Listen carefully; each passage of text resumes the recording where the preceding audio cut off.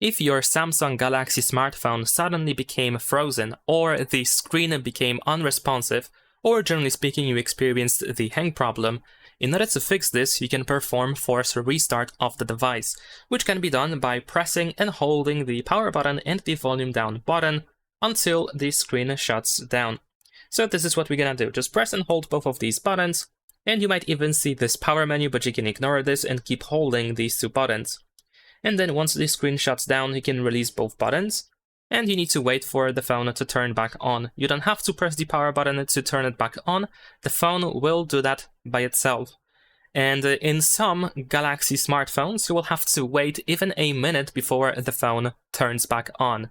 I'm not sure why is that, but that's just how it is with some Samsung Galaxy devices. They tend to take some time to actually turn back on after force restarting, but you have to just be patient, and I'm pretty sure it's going to turn back on.